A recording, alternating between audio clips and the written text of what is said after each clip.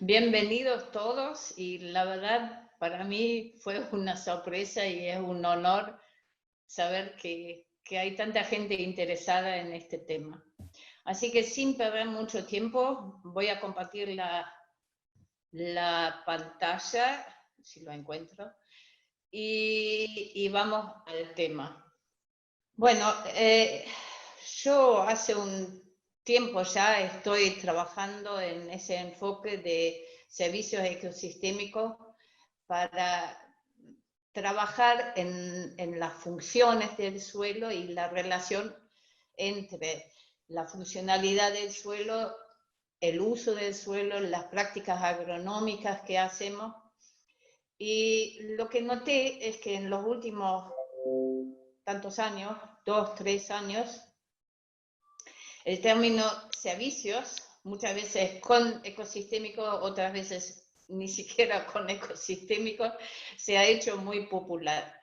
Ustedes han visto que cada rato vemos que gente habla de los cultivos de servicio, de que los cultivos de cobertura brindan servicios al suelo, y todas esas cosas que son como una mezcla de conceptos que en realidad necesitan que se aclaren un poco. Entonces yo elegí este tema y más que nada para este tiempo de, digamos, de parate, que nos permite por ahí reflexionar un poco más y adquirir algún concepto nuevo.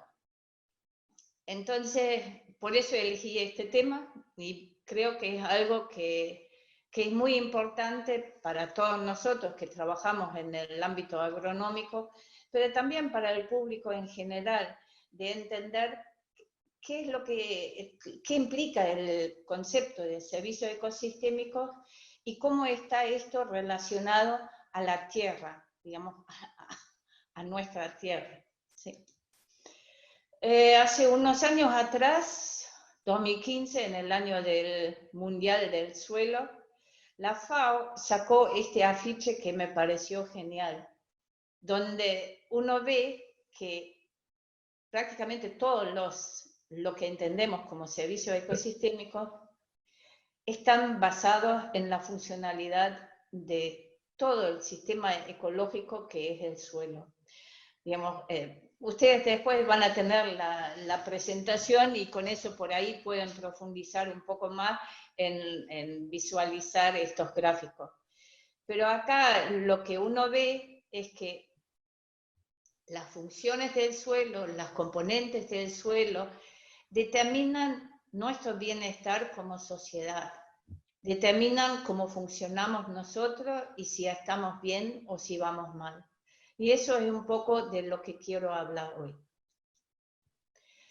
Vamos a empezar con conceptos que fueron desarrollados hace no tantos años, pero unos años atrás. Yo tomo esta representación que Estel Dominato publicó en el año 2010, que me parece que representa muy bien los tres ejes de los cuales tenemos que hablar cuando hablamos de servicios ecosistémicos. El primero es el capital natural. Ese término fue primero desarrollado por Robert Constanza y Herbert Taylor en un artículo del año 92. Ellos son economistas ecológicos, digamos, trabajan en la economía de los procesos ecológicos, y desarrollaron ese concepto de capital natural como para innovar un poco sobre lo que hasta ese momento y lo que hoy en día mucha gente lo llama las externalidades. Ustedes saben que cuando nosotros estamos en la producción agropecuaria, sea de cultivos, de granos o de otro tipo de producción de alimentos, siempre hay algo que a mucha gente le gusta llamar externalidades, que serían costos que no están implícitos, que no están incluidos en el precio de producción de ese commodity o de ese producto alimentario. Como cuando uno dice externalidad, es algo como dice, digamos, no sé, yo por lo menos lo interpreto de esa manera, que es algo que es externo, no nos preocupa, es algo que, bueno, no se puede dar valor, entonces es como que no nos preocupemos demasiado. En contra de esa visión, Constanza y Daly desarrollaron ese concepto de capital natural como para que quede bien claro de que sin ese capital natural nuestra vida sería imposible. Y no es una cuestión de que por qué no tiene valor monetario o valor tangible, no darle la importancia de vida cuando consideramos los procesos productivos y la generación de bienestar. Entonces, en ese sentido, tomar el capital natural como un concepto central para entender cómo es la relación entre nuestros requerimientos como sociedad y como individuo y lo que nos puede ofrecer la naturaleza. Y ahí, un poco más tarde también, Constanza, con muchos otros, publicó un artículo en Nature donde definió esta relación como servicios ecosistémicos. Esto es un poco, yo lo voy a repetir, por ahí voy a ser bastante repetitiva en definir esos conceptos, pero es importante entenderlo de esa manera. De que nosotros como sociedad y como individuos dependemos en nuestro desarrollo del capital natural que existe. Y que este capital natural, la medida que esté disponible y en la medida que lo usamos, lo llamamos servicios ecosistémicos. ¿No? Ahora, Estelle Dominati, en el 2010, lo refirió específicamente al suelo. Porque ya desde ese artículo y un poco antes, lo que se entendía es que el suelo está en el centro digamos, es el capital natural sobre el cual se desarrollan otras propiedades de la naturaleza y desde el cual emergen la mayoría de los servicios ecosistémicos que sostienen nuestra vida. Entonces, ella lo puso así, como que el suelo es el capital natural más importante para nuestra existencia, y lo dividió digamos, en cuanto a las características que tiene este capital, en propiedades inherentes y propiedades que se pueden manejar o alterar. Después puso así en ese flujo de servicios, los servicios ecosistémicos que respetan las categorías más o menos que vamos a ver más adelante, que se categorizan los servicios ecosistémicos en servicios culturales, de regulación y de provisión, y que estos se relacionan con las necesidades que tenemos nosotros, que sean sociales o psicológicos individuales o fisiológicos de alimentos. Pero básicamente esta es la visión moderna de la relación que existe entre la naturaleza y la sociedad. Y esto se contrapone mucho a las visiones que todavía hoy prevalecen en muchos ámbitos, sobre todo en muchos conceptos ecológicos, de que la naturaleza es una entidad aparte de la sociedad, digamos, que divide entre los humanos y la naturaleza, ¿sí? De esa visión o de ese paradigma anterior, desde esa visión surgieron todos los conceptos de conservación de la naturaleza. Y con conservación entender, preservar en el estado natural y no tocarlo. Eso viene de cosas mucho más antiguas, de la cuestión de que la naturaleza es el enemigo del desarrollo humano, o el enemigo de una persona en particular.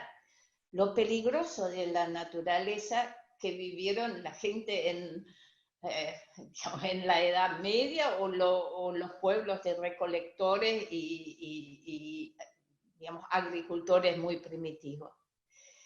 Entonces, al dominar la naturaleza siempre se entendió en el curso de nuestra historia como algo que teníamos que dominar. Y así se desarrolló la agricultura, dominando las plantas, haciéndolas genéticamente más adaptadas a lo que nosotros requerimos como sociedad. Los animales, la domesticación de los animales, de hacer de un animal silvestre algo que podemos dominar y aprovechar. Llegó a un punto donde la naturaleza y los ámbitos naturales estaban muy amenazados. Entonces ahí surgió esa visión también romántica de la naturaleza, lo bonito, lo natural como no tocado por el hombre. Y de ahí surgió todo el desarrollo de conservación biológica, conservación de ambiente, los programas de la UNESCO, de los parques nacionales, etc. Pero esto siempre, digamos, y nosotros crecimos con ese paradigma, es decir, lo que es naturaleza hay que preservar, hay que conservar, no hay que pisar y no hay que sacar nada de ahí. Pero de ese paradigma, eso no es compatible con nuestro desarrollo, porque nosotros nos tenemos que servir de la naturaleza y somos parte de la naturaleza de alguna manera, porque si no, no podemos vivir, no tenemos alimentos, no tenemos ni siquiera espacio para poner nuestra casa o otras necesidades que tenemos. Entonces, al reconocer esto, digamos, se desarrolló este concepto de capital natural y la relación entre las necesidades de la sociedad y el capital natural, que son los servicios ecosistémicos. Bueno, entonces vamos de vuelta a lo que a mí más me importa, que es, digamos, cuál es el capital natural suelo y cómo se definen los servicios ecosistémicos que derivan del suelo y cómo se ven afectados hoy en día. Las propiedades que definen la calidad inherente del sitio, es decir, nosotros como edafólogos decimos que esas son las propiedades genéticas del suelo y inherentes del sitio donde está ese suelo, que es la pendiente y la orientación de la pendiente, el material parental, textura, mineralogía, la profundidad del perfil, ¿no? ¿Cuánto suelo tengo? La presencia de rocas y la cercanía y calidad de una capa freática. Eso básicamente, si ustedes lo miran, coincide bastante en lo que es la clasificación de aptitud de uso para los suelos. Y bueno, ¿y cuáles son las propiedades del suelo que cambian de acuerdo al manejo o cambian de acuerdo a otros factores que pueden ser naturales también? El contenido de materia orgánica. Esto varía mucho de acuerdo obviamente al uso del suelo, al tipo de remoción, cuántos residuos devolvemos al suelo y cuántos residuos se remueven. Pero también puede ser influenciado mucho por cambios climáticos, por ejemplo. cuando nosotros vivimos en un ciclo más árido, más seco, climáticamente más seco, obviamente la cantidad de biomasa que se produce es menor, entonces también el contenido de materia orgánica del suelo va a disminuir.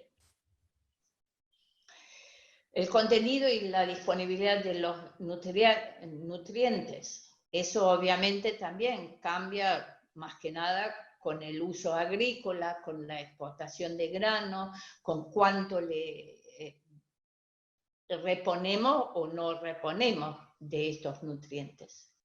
El pH, el suelo tiene una tendencia natural de acidificarse a través de su evolución, sobre todo en regiones de clima más húmedo. Entonces, todas esas, digamos, son propiedades que se afectan por procesos naturales, pero más que nada también se afectan por el uso del suelo.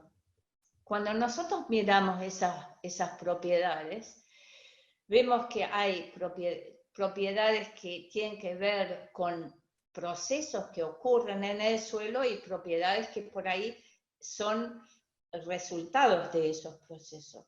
El contenido de materia orgánica define en gran medida la agregación del suelo, es lo que llamamos estructura, la porosidad, la calidad de los poros, la resistencia que se puede dar por compactación. Entonces eso lo vamos a ver más adelante en detalle, pero por eso puse la materia orgánica como primer ítem acá. Es un poco todo lo que cambia a partir de las pérdidas de materia orgánica que ocurren en los suelos agrícolas. Bueno, ¿y qué son las necesidades de la sociedad respecto a las tierras? Que no es el suelo solamente, es el suelo en su ambiente.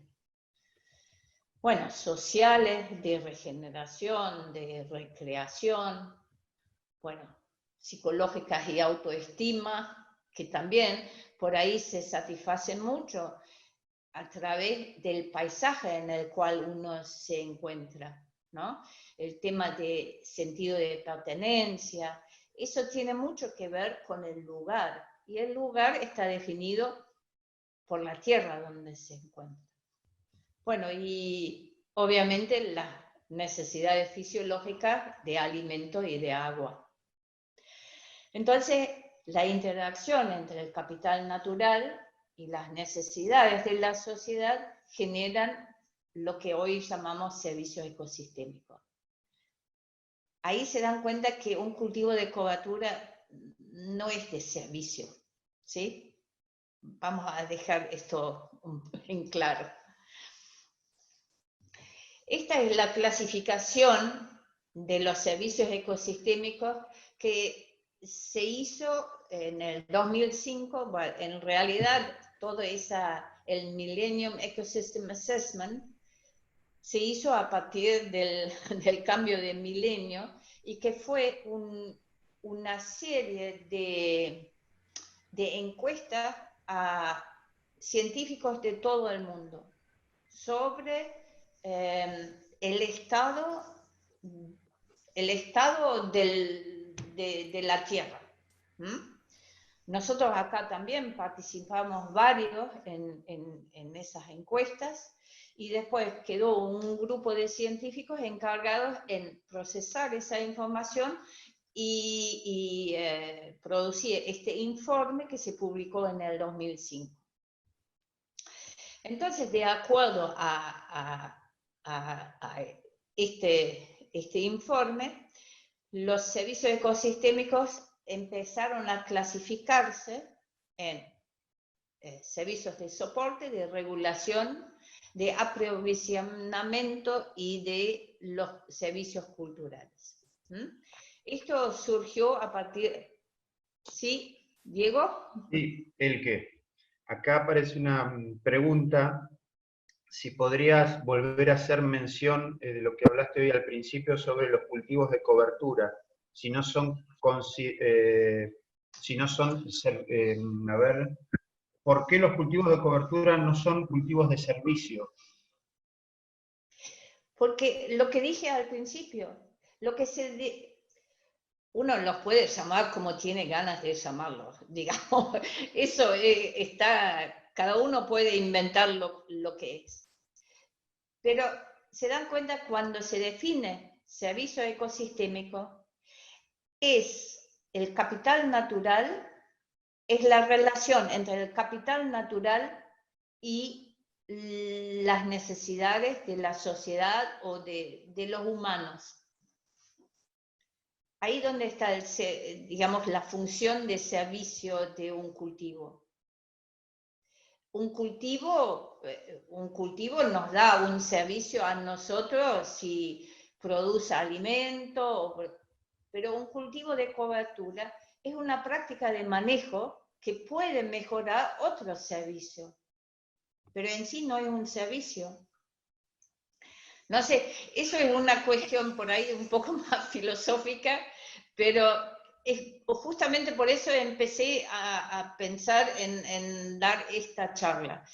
Esto lo podemos discutir por ahí un poco más hacia el final, cuando entramos en las prácticas que utilizamos o lo que deberíamos hacer para mejorar el nivel de servicios ecosistémicos que el suelo puede brindar, ¿no? Ahí entran los cultivos de cobertura, pero los cultivos de cobertura no son un servicio ecosistémico.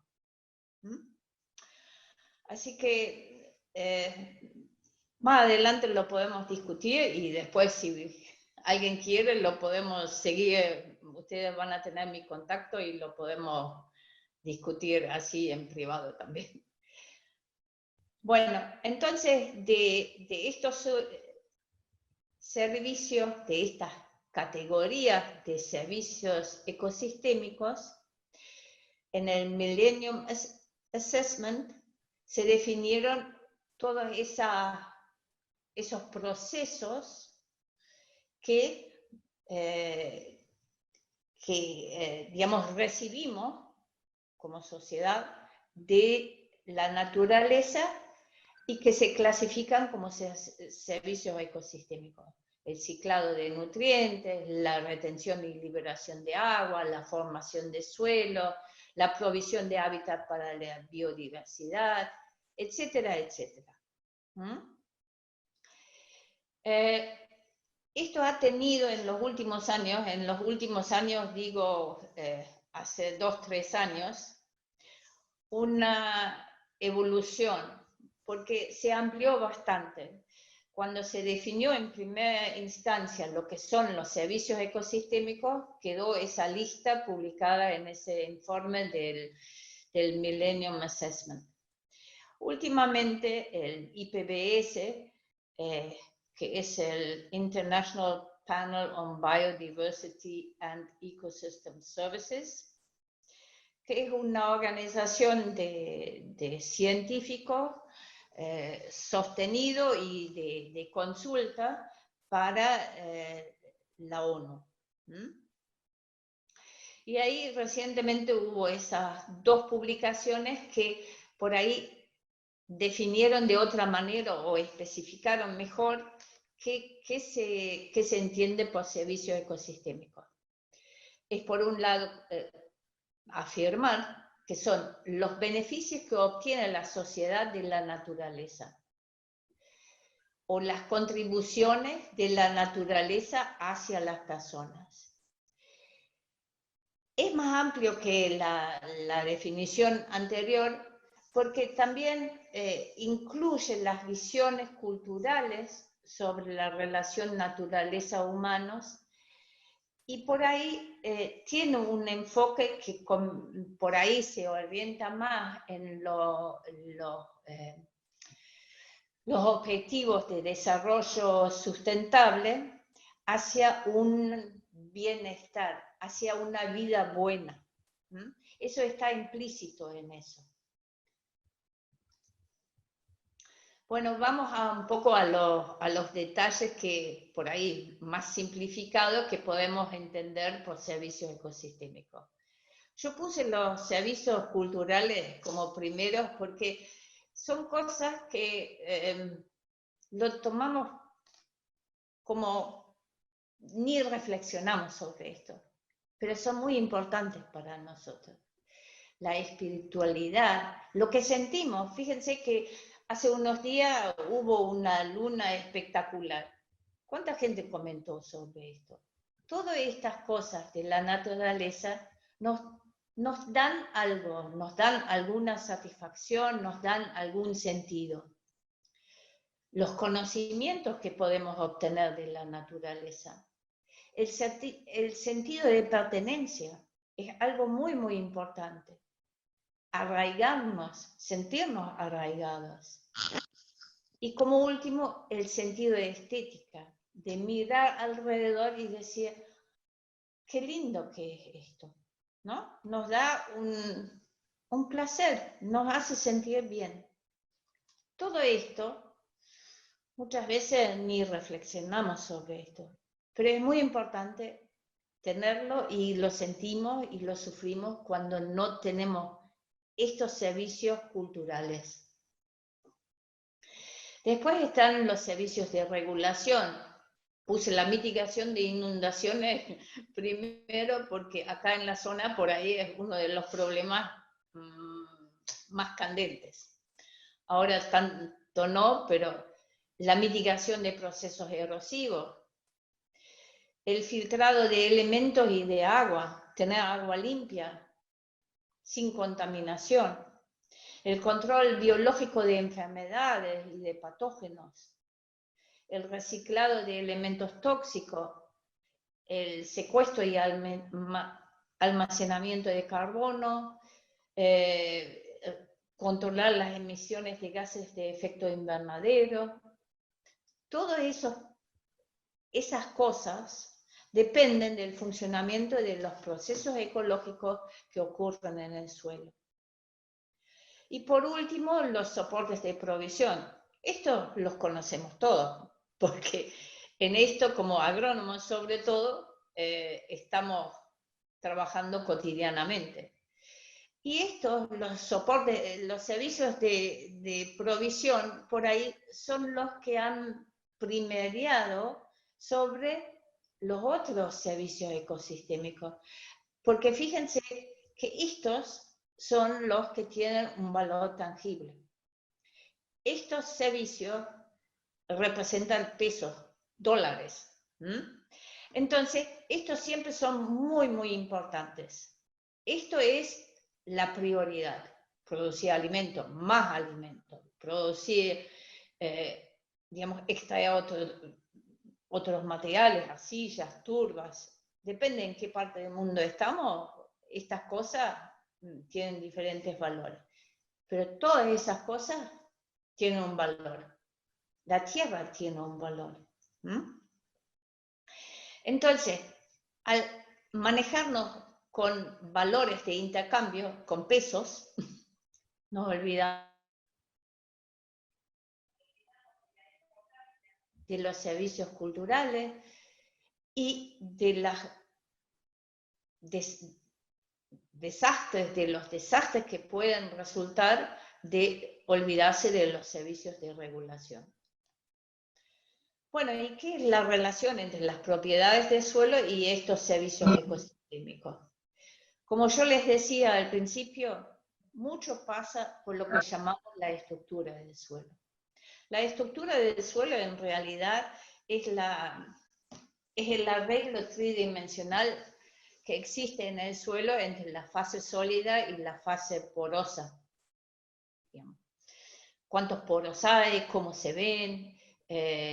¿Cuán conectados están? ¿Qué forma tienen? Todo esto define mucho de cómo se infiltra y conduce el agua a través del suelo. Esto define si se puede purificar o no. Esto también regula la actividad biológica y la posibilidad de tener secuestro de carbono en el suelo. Regula la emisión de gases de efecto invernadero. Podemos tener ambientes donde los poros tienen no están conectados con la atmósfera no sé, el suelo no emite, o en otras condiciones tiene poros de tales características que son procesos digamos, procesos que hacen a que se emiten más gases a la atmósfera. El ciclado de nutrientes, todo esto ocurre dentro del sistema poroso del suelo. Entonces, esto es un poco lo que tenemos que tener presente, que el suelo es un ámbito de vida propio, es un sistema donde ocurren muchas cosas, ¿no? Todos esos servicios de regulación que dependen de estos procesos ocurren en la interfase entre las partículas sólidas del suelo y los poros que hay en el suelo. Lo que pasa es que cuando empieza a desmontarse el suelo y ponerse a producir en actividades agropecuarias, agrícolas, el suelo pierde materia orgánica y pierde las características de la estructura, ¿no? Acá se ven que pasa de una estructura migajosa, muchas partículas pequeñas, mucha porosidad, muchas raíces, mucha vida, pasa a algo, agregados grandes, con poca porosidad, pocas raíces, poca continuidad de poros. Esto lo vemos acá, en la zona nuestra, un suelo agrícola comparado con uno de una pastura muy antigua. Ustedes ven, esto es un agregado muerto. En cambio acá hay poros, hay raíces. Acá existe la posibilidad de vida dentro del suelo. Acá es muy reducida. Y esto afecta obviamente a todos estos procesos y afecta al nivel de cómo se pueden expresar los servicios ecosistémicos que dependen del funcionamiento del suelo. Otra cosa, Constanza, como buen economista, calculó ahora hace poco que la pérdida de servicios ecosistémicos debido al cambio de uso del suelo en el mundo puede estar entre 4 y 20 billones de dólares por año. Entonces, esto puede tener un valor. Lo que pasa es que es muy difícil estimar ese valor, pero es un costo interesante. Bueno, ¿y cuáles son los servicios ecosistémicos que más son afectados por el uso agrícola del suelo? Como ya dijimos, la estructura del suelo cambia, disminuye la porosidad total, disminuye la macroporosidad, el suelo está compactado, hay problemas de conectividad de poros, hay mucha resistencia. Todo esto afecta y disminuye la actividad y diversidad biológica tanto de los microorganismos como de los mesoorganismos, lombrices y todos estos organismos que siempre queremos ver en el suelo, requieren de esto intacto. Y cuando el suelo se compacta y pierde porosidad, esto se pierde. Lo mismo el stock de carbono, hay poca materia orgánica, hay poco sustrato en el suelo para que funcionen los microorganismos. Y otro aspecto que por ahí no lo consideramos tanto, pero es que el paisaje se hace cada vez más homogéneo. Y eso, cuando ustedes ven, esto acá a la derecha son los servicios ecosistémicos que se ven afectados negativamente, es el filtrado de agua, la depuración de contaminantes, la actividad biológica y el ciclado de nutrientes, el hábitat para los microorganismos y su biodiversidad, la regulación de las inundaciones, la prevención de erosión, el secuestro de carbono y la mitigación del cambio climático. Y como último, y muy importante también, el valor estético del paisaje. Y con eso voy a empezar a ver un poquito qué es lo que nos ha pasado. Cuando el valor estético del paisaje constituye uno de los valores culturales más importantes, digamos, valorados hoy en día, por ahí más importantes. Hay varios trabajos recientes, este es uno de ellos, que han hecho estudios sobre qué es el valor más importante que asignan actores sociales de diferentes, digamos, rurales, urbanos, de distintos grupos etarios y demás. Y en Europa, por lo menos, que se manifestó que las características del paisaje que se modificaron por la agricultura moderna es la pérdida digamos, de la diversidad del paisaje. Entonces, fíjense qué tenemos nosotros acá. Tenemos esto, tenemos ambientes que se ven igual si estamos en el este de La Pampa o en el norte de Santa Fe. Nosotros cruzamos de acá 1000 kilómetros cruzando la llanura pampeana y todo lo van a ver como esto.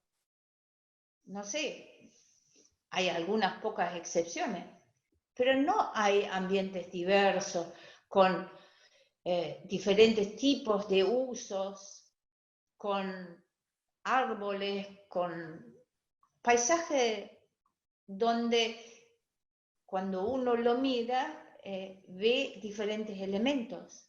Acá no me permite ni siquiera distinguir los elementos del paisaje. No sé qué les pasa a ustedes, a mí me pone siempre bastante triste cuando paso por estos paisajes. Son aburridos y en realidad cada paisaje tiene su encanto cuando se conserva. Yo digo esto porque lo vivo acá y lo vivo como una pérdida de un valor estético y un valor cultural que en realidad nos pertenece. Pero lo mismo pasa en Europa. Fíjense que acá este estudio del 2006 son paisajes en Alemania, que también muchos elementos del paisaje entre 2010 y 2013 fueron homogenizados. Esto ahí pasó la máquina de siembra directa, la fumigadora, y quitó esos pequeños bosques, una pequeña depresión que tenía algo de juncos, como nos pasa a nosotros. Fíjense, esto es, digamos, yo lo copié del Google Earth. Estos son los paisajes del este de La Pampa, oeste de provincia de Buenos Aires. Hasta los bordes de laguna está todo fumigado y utilizado. Se ve todo igual. Si esto, ahora díganme, ¿ustedes pueden identificar dónde es eso? ¿Se dan alguna pista dónde puede ser eso? ¿Tiene algo de característico? Algo de decir, ah, sí, yo sé, porque en tal lado se hace más de tal cosa. O ahí las lagunas se ven así, así. No, es todo igual. Si es acá, en el sur de Córdoba, en el sur de Santa Fe, se ve todo igual. ¿Y por qué? Fíjense, a ver, no, me apuré. Los bordes de las lagunas, ¿alguien se acuerda cómo se veía antes? Antes de que existían esas mega fumigadoras que pasan por todos lados. Generalmente esas lagunas, como son un poco salinas y tienen una variación bastante importante en cuanto a su extensión, eran amplios bordes con pastizales altos, juncos, pero tenían su propia vegetación, tenían algo propio, distintivo. Entonces uno iba por el paisaje y veía ahí un verde de otro color, una vegetación de diferentes estructuras, algo distinto. ¿Y qué vemos hoy? salitrales, cultivos sembrados que no se lograron, algo de vegetación espontánea que se fumigó y está ahí media muerta. Después esto en invierno se convierte en peladales, salitrales, la sal que vuela.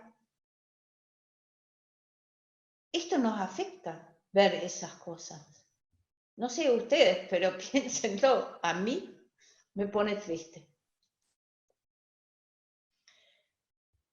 Bueno, el otro aspecto de los servicios ecosistémicos que brinda el suelo es la mitigación del cambio climático, que tiene dos aspectos básicos. Uno es la emisión de gases de efecto invernadero y lo otro es el secuestro de carbono. Y eso digamos, en el suelo va bastante de la mano porque depende de los mismos procesos. Acá tengo datos de la zona nuestra, acá semiárida, subhúmeda. Los suelos vírgenes tienen, por lo general, algo de casi 5% más o menos, un poco menos, un poco más, de materia orgánica, con la mitad casi de materia orgánica joven o particulada. Y los suelos agrícolas generalmente tienen menos de 2% de materia orgánica. Han perdido esto.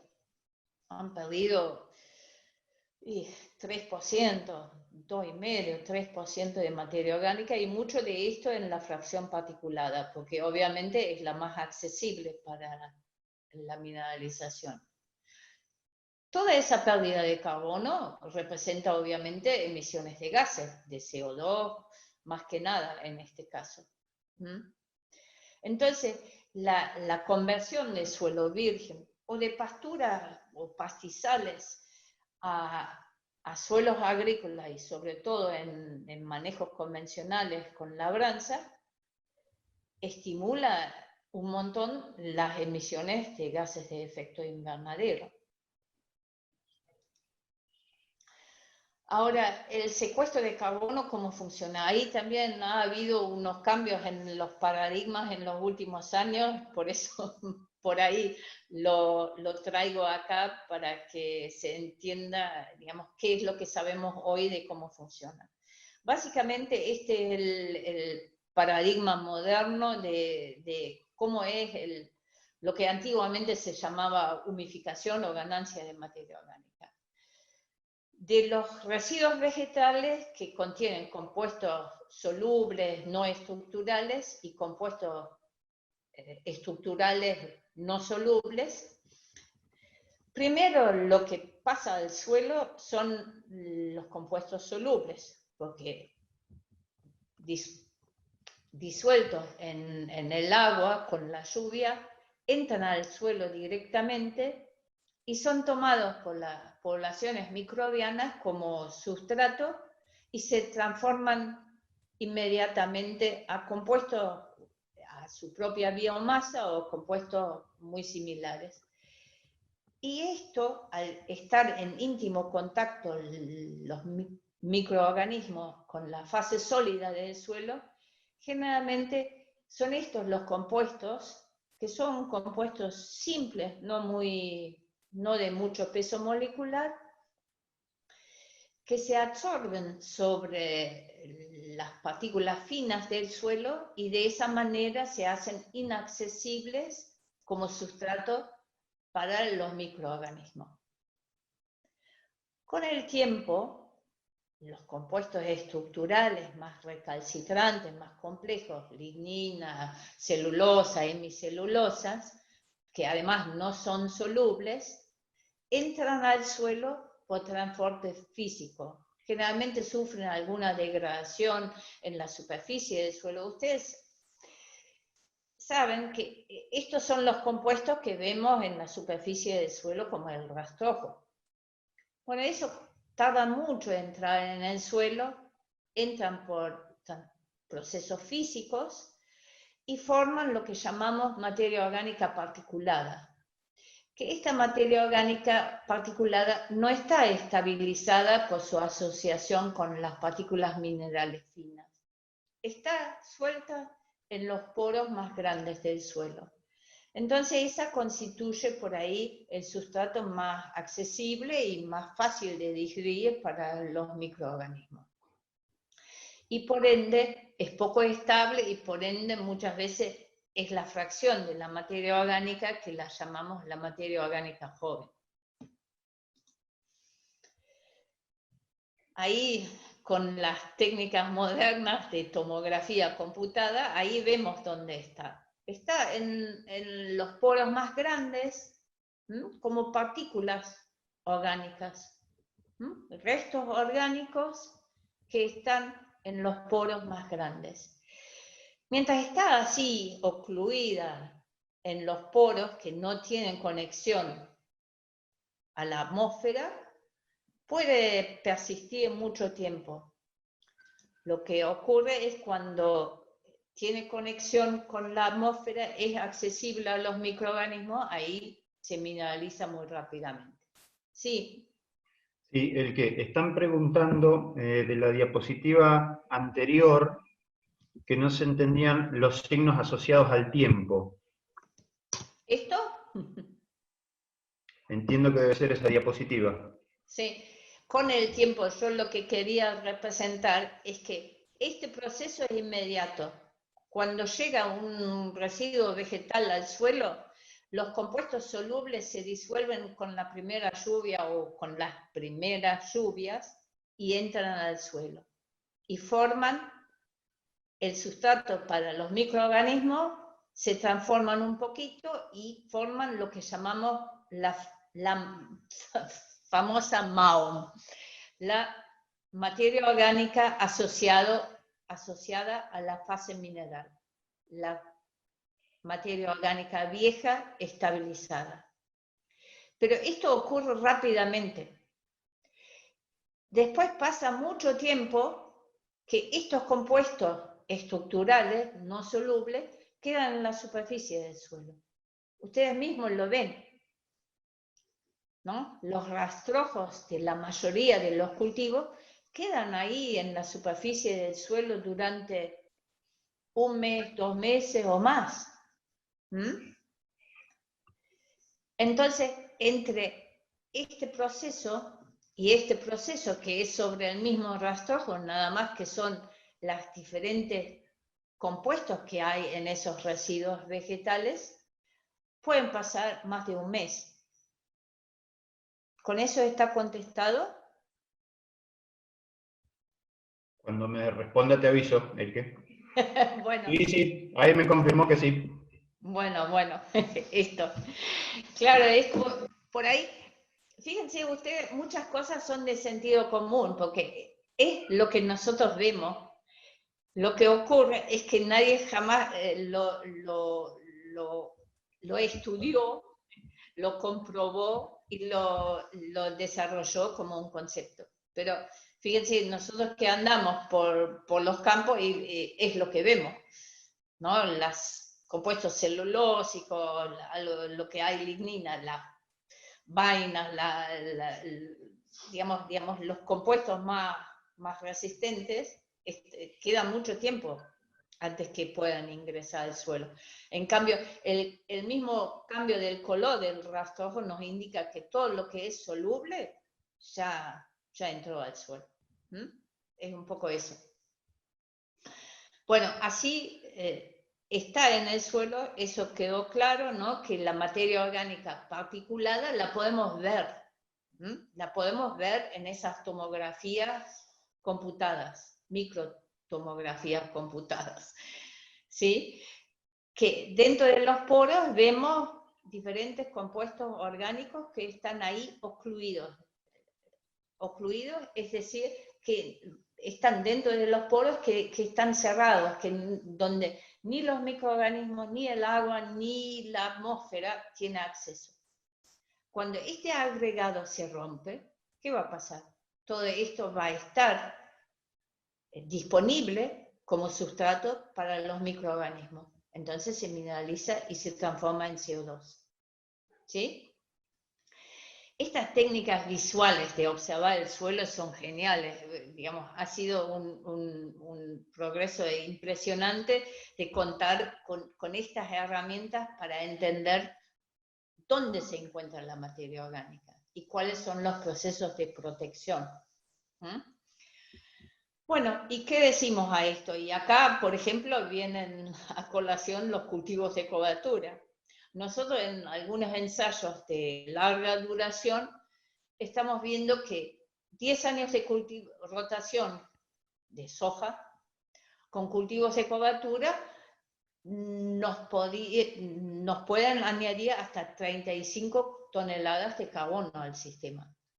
Fíjense, que con esto lo verde es la biomasa y en amarillo carbono. ¿Qué vemos acá? Con cultivos de cobertura, soja con cultivo de cobertura tiene 44 megagramos por hectárea. Soja sola, en esa rotación de 10 años, 16. Eso es mucha diferencia. Y acá hay una comparación entre diferentes cultivos de cobertura donde, digamos, por lo menos para nuestra región, lo que vemos es que la avena es la que por ahí más aporta. Pero bueno, ustedes ven, nosotros la pérdida de carbono o el secuestro de carbono lo podemos manejar. Lo podemos manejar con rotaciones de pastura. Acá un trabajo de tesis del año pasado, un trabajo que dirigió Romina, que 4 años de pastura. ¿Qué pasa con la materia orgánica? Fíjense, esta es la situación de referencia del pasto llorón que se tomó como 100%. Esto es festuca más agropiro. A ver, ¿dónde estoy? Agropiro más alfalfa, y este es el agrícola. De esto pasó a esto cuando hicimos 4 años de pastura de una gramínea junto con una leguminosa. Es mucha la ganancia. Fíjense, pasó de 60 a un 80 y pico por ciento, 20% de ganancia o más. ¿Y esto a qué se debe? Fíjense qué pasa con la presencia de raíces. La pastura consociada supera a la situación de referencia en cuanto a presencia de raíces. Y fíjense cómo está un suelo agrícola de raíces.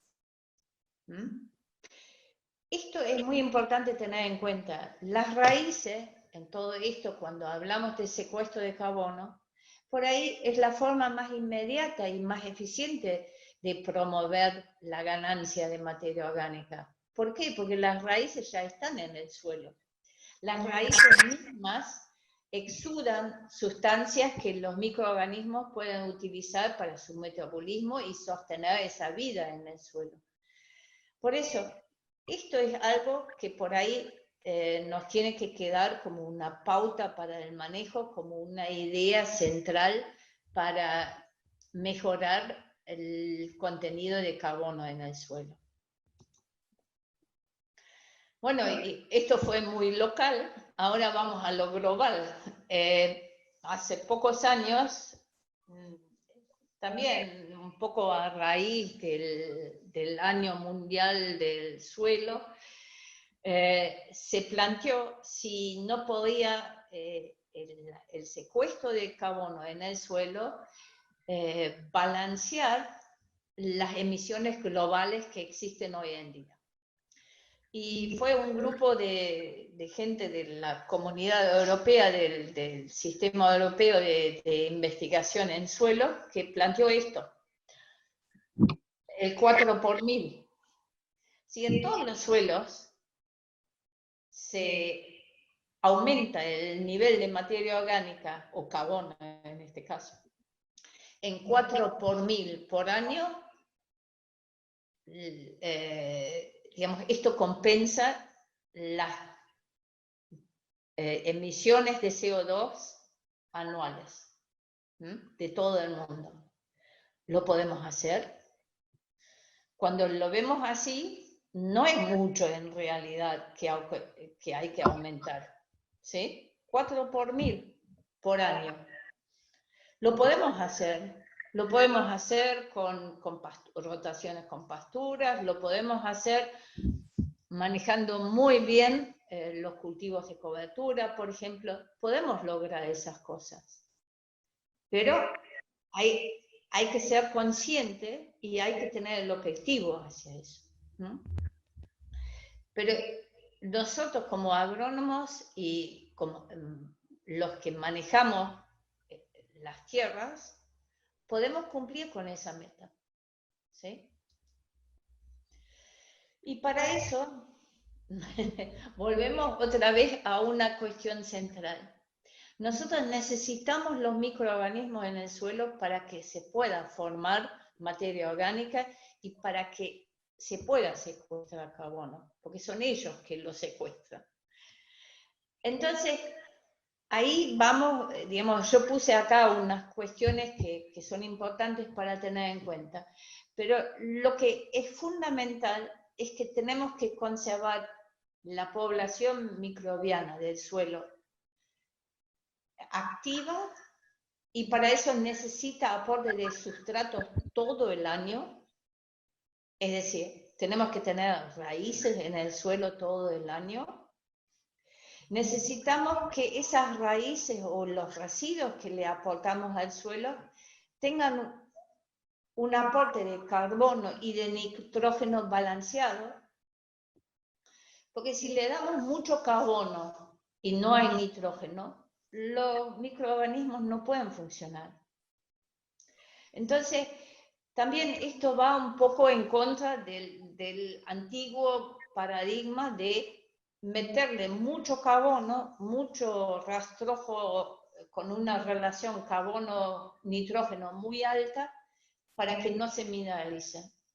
Sin que funcionen los microorganismos, sin que se mineraliza una parte, el suelo no puede secuestrar carbono. Entonces necesitan nitrógeno. Y necesitan nitrógeno, lo mejor es, la mejor fuente del nitrógeno es en los mismos, desde las mismas plantas. No es lo mismo fertilizar una planta o usar una leguminosa. ¿Por qué? Porque es muy sencillo. Cuando fertilizamos plantas, ¿qué hacemos? No modificamos la relación carbono-nitrógeno del material vegetal. Lo que producimos es más biomasa, pero tiene la misma relación carbono-nitrógeno. Si cosechamos y dejamos el rastrojo, ese rastrojo va a tener mucho carbono y muy poco nitrógeno. Entonces eso tiene un límite de utilidad para los microorganismos. Lo pueden utilizar cuando tengan nitrógeno disponible, pero cuando no hay nitrógeno en el suelo, ese material se acumula, pero los microorganismos es como se mueren de hambre, se ponen en dormancia. Entonces no se cuesta, no se estabiliza la materia de los microorganismos, no hay secuestro de carbono. Bueno, ¿sí? Sí, una pregunta había. Dice, si conoces algún suelo de productor, no de ensayos, donde esté aumentando el contenido de carbono en los primeros 30 centímetros de suelo, si conoces algún caso. Yo no he viajado, pero Cristian me comentó de un productor de provincia de Buenos Aires, y ahora, digamos, últimamente hay varios productores que también están volviendo a usar rotaciones con pasturas permanentes, o digamos, por lo menos tener una rotación de 4 o 5 años de pasturas. Por otro lado, también hay mucho interés en la producción agroecológica, que con permacultura y estos sistemas agroecológicos son capaces de secuestrar y aumentar la materia orgánica del suelo. Yo no he visto datos y no lo he estudiado. Lo que hasta ahora siempre hemos visto es, digamos, ejemplos de pérdida de materia orgánica, básicamente. Pero sí, hay sistemas, yo personalmente no lo he visto.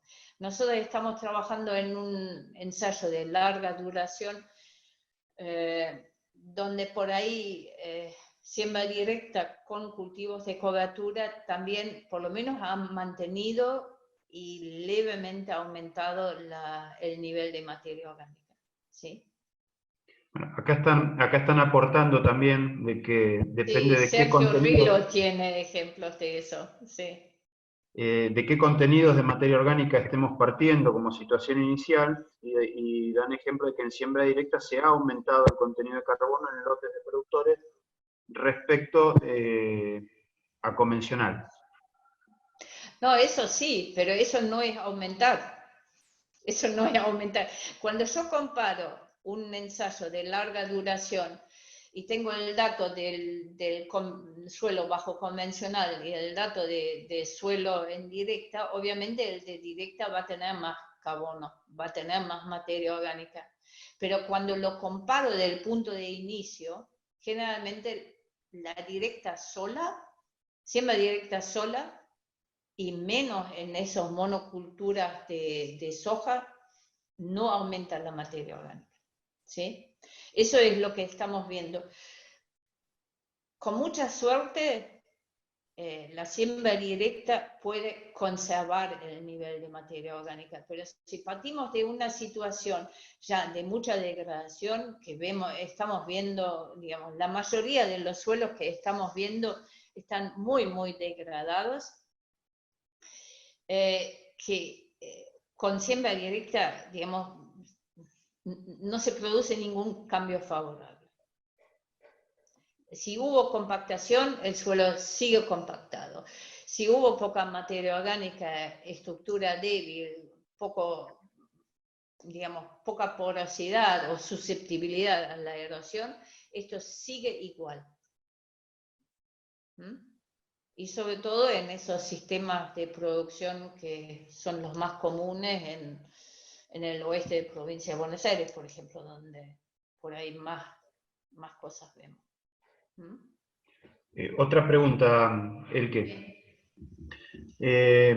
Acá hacen un comentario, por ejemplo, en el norte de Santa Fe, dicen, más allá del mal manejo, las temperaturas altas y la pobre fertilidad de los suelos, hace que la producción de materia seca sea baja y lo que se produce se degrada rápidamente. Como idea base, dice esta persona, el ideal es parar la agricultura, hacer 3 años de pasturas con leguminosas, pero en caso de no poder por alquileres, ¿la alternativa sería alternar todos los años con cultivos de servicio? ¿Alcanza? Bueno, alcanza de acuerdo al objetivo que uno tenga, ¿no? Porque también hay que ver la realidad. Nunca alcanza a lo que nosotros aspiramos, que si pensamos en los servicios ecosistémicos que deberían funcionar, obviamente deberíamos hacer cosas por ahí mucho más drásticas. Pero sí, si pensar en cultivos de cobertura todos los años, por lo menos me asegura lo que ven ustedes acá en esta diapositiva. Que por lo menos tengo biomasa de raíces en el suelo durante todo el año. Esa biomasa de raíces es el sustrato para los microorganismos. Con esto aseguro que por lo menos este sustrato, con mayor probabilidad, va a quedar en el suelo como materia orgánica. ¿Sí? Por eso digo, en las situaciones actuales, donde por ahí las restricciones son más de, sí, más de tipo socioeconómica, porque campos alquilados, contratos de un año, una campaña, es muy, muy difícil tomar o tomar decisiones realmente que hacen o producen un cambio favorable. Pero yo creo que es fácil estipular en un contrato de alquiler que después, digamos, el campo debe ser dejado con un cultivo de cobertura. Esto se puede negociar. Y esto por lo menos mitiga la situación. Por esto es lo que ven acá. Porque si tengo raíces, cuanto más raíces tengo, más biomasa microbiana tengo. Y esa es la base. Yo necesito tener microorganismos en el suelo y actividad biológica. Solo eso me permite tener algo de secuestro de carbono. ¿Sí? Los barbechos largos, desnudos, fumigados, son lo peor, porque los pobres microorganismos entran en dormancia porque se quedan con hambre, no hay sustrato. Entonces, esos son los suelos que están muertos, digamos, son suelos que ya no tienen ninguna funcionalidad. Que cuando ustedes ven que la anterior les mostró la relación entre raíces y biomasa microbiana, que es esa variable en el eje de X, y esto, cuanto más biomasa microbiana hay, más carbono fijo en el suelo como carbono protegido por la fracción mineral, ¿sí? Es fundamental. Por eso necesito raíces para tener actividad microbiana, para tener carbono secuestrado y protegido en el suelo. Esto es el único paradigma que tenemos que respetar para aumentar la materia orgánica del suelo y secuestro, y fomentar el secuestro de carbono. Sí. Sí, acá viene una pregunta, dicen si la radiación solar por sí sola puede degradar la materia orgánica. No. Creo que no, qué sé yo. La verdad que nunca, no, la radiación no. Lo que ocurre es que la materia orgánica del suelo no, de ninguna manera. Lo que ocurre es que por ahí muchas veces no olvidamos que los microorganismos tienen una temperatura óptima para su funcionamiento, que es muy, muy superior a lo que soportan las plantas. Los microorganismos, digamos, en promedio lo que se sabe, los microorganismos del suelo tienen la temperatura óptima de crecimiento y actividad por encima de los 30 grados, 30, 35, 37 grados, ¿sí? Entonces por ahí, cuando hay mucha insolación, digamos, el mismo calor del suelo favorece la actividad microbiana. Y por eso los compuestos se degradan más rápidamente porque hay mucha actividad microbiana.